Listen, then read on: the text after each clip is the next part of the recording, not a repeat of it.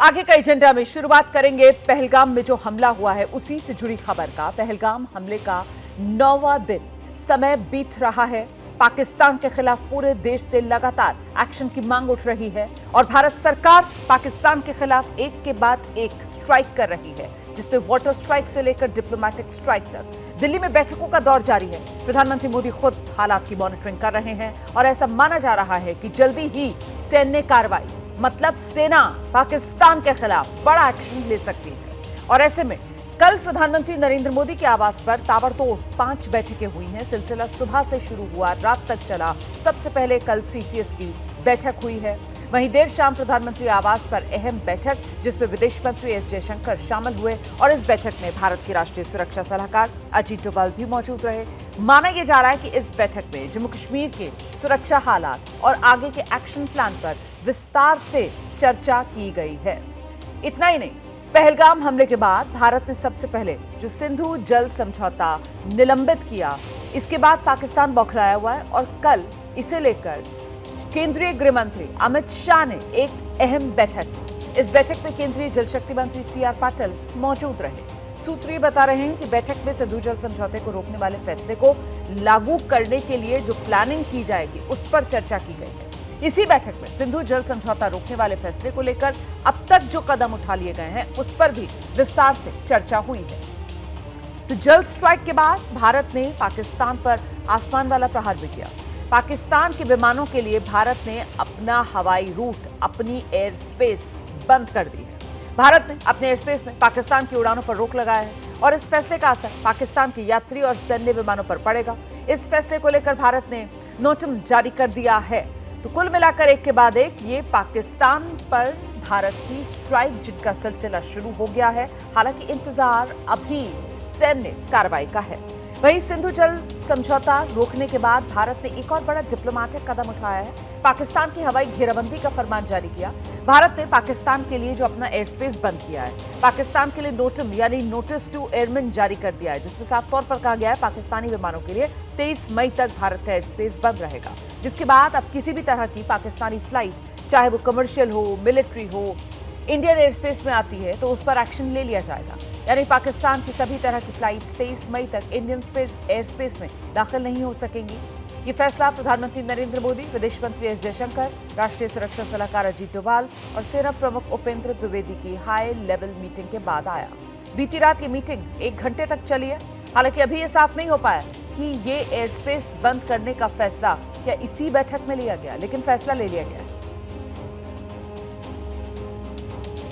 पाकिस्तान ने पहले ही भारत से ओरिजिनेटेड सारे हवाई जहाज़ों को उनके देश के ऊपर से उड़ने के लिए मना कर दिया, बट हमने ये कल किया है।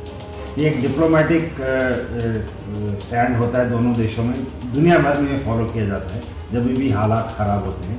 तो इससे हमारे जो वायुसेना के रडार्स हैं उनको भी ईज़ रहता है कि उस तरफ से जो जहाज़ आ रहे हैं वो उनके जहाज़ कमर्शियल एरोप्लेन नहीं है, सिर्फ मिलिट्री हो सकते हैं। तो इस कारण से दोनों तरफ के देशों को ये ईज़ हो जाती है कि आइडेंटिफाई करने के लिए जहाज़। देखिए, पहले तो एक तरीके से पानी वाला प्रहार जो पाकिस्तान पर किया गया और अब ये आसमानी वार जो पाकिस्तान पर किया गया है। पाकिस्तान की जो फ्लाइट्स हैं वो भारत का एयर स्पेस इस्तेमाल नहीं कर सकती। भारत सरकार की तरफ से इसको लेकर रोक लगा दी गई है। 23 मई तक कोई भी पाकिस्तानी विमान जो है वो भारतीय एयर स्पेस में दाखिल नहीं हो सकता। इस बीच पहलगाम हमले की जांच से जुड़ी एक और बड़ी खबर।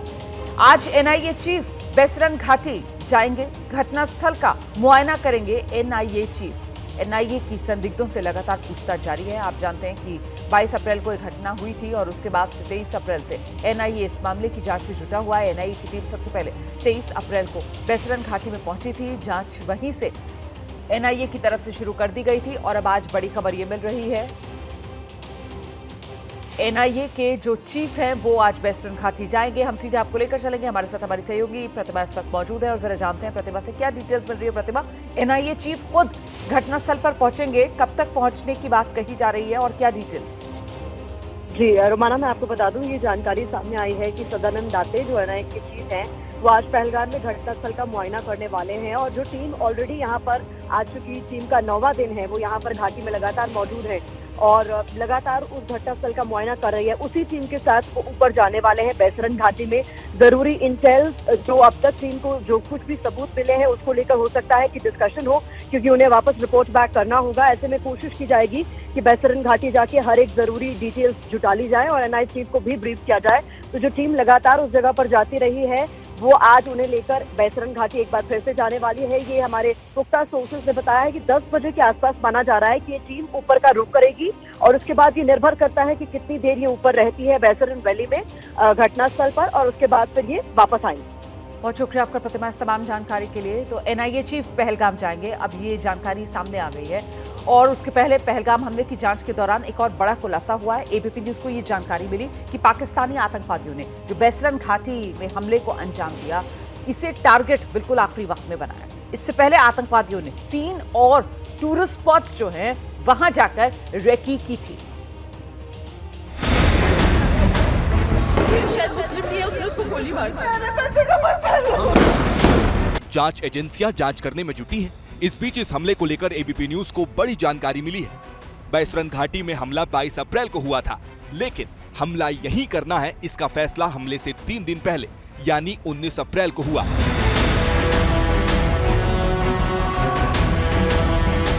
एबीपी न्यूज को पुलिस सूत्रों से जो मालूम चला है, उसके मुताबिक हमलावरों के टारगेट पर पहले बैसरन घाटी नहीं थी। हमला करने वाले पाकिस्तानी आतंकियों की खूनी टोली 15 अप्रैल को पहलगाम पहुंची थी। आतंकियों के इस ग्रुप ने लोकल मददगारों के साथ मिलकर एक के बाद एक कई ठिकानों की रेकी की। एबीपी न्यूज को मिली जानकारी के मुताबिक सबसे पहले पहलगाम की आरू घाटी की रेकी हुई, लेकिन सुरक्षा बलों की मौजूदगी की वजह से इस लोकेशन को रिजेक्ट किया गया। इसके बाद अम्यूजमेंट पार्क की रेकी हुई, लेकिन यहाँ भीड़ कम दिखी तो इसे भी खारिज किया। इसके बाद आतंकियों ने बेताब घाटी को हमले के लिए चुना, लेकिन सुरक्षा बलों की मौजूदगी और भीड़ ज्यादा होने की वजह से रिस्क नहीं लिया। इसके बाद 19 अप्रैल को आतंकी बैसरन घाटी गए और वहां की रेकी करने के बाद प्लान फिक्स किया। एबीपी न्यूज को मिली जानकारी के मुताबिक हमले के एक दिन पहले आतंकियों ने स्थानीय ओजीडब्ल्यू को 22 अप्रैल को 2 बजे तक बैसरन घाटी पहुंचने के लिए कहा।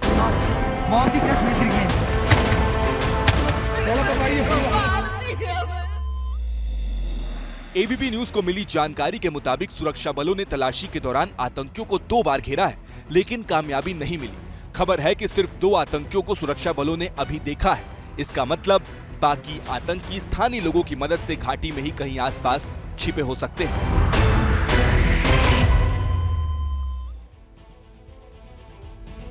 तो भारत कब क्या करेगा, इसे लेकर सरहद पार अब जबरदस्त खौफ है।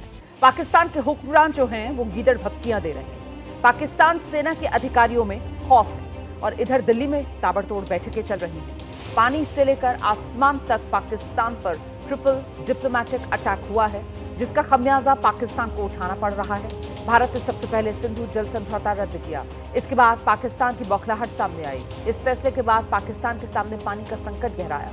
दूसरा एक्शन जमीन पर बौखलाया पाकिस्तान एलओसी और अंतर्राष्ट्रीय सीमा पर लगातार सीजफायर का उल्लंघन कर रहा है। भारतीय सेना पाकिस्तान को इसका मुंह तोड़ जवाब दे रही है और तीसरा झटका पाकिस्तान को आसमान से दिया गया, जिसके बाद न सिर्फ पाकिस्तान का हवाई किराया बढ़ेगा, अब पाकिस्तान एयरलाइंस को भी नुकसान होना तय है।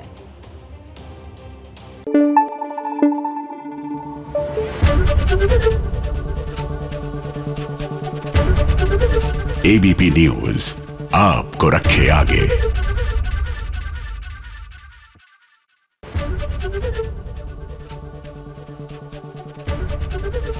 एबीपी गंगा, खबर आपकी, जुबान आपकी।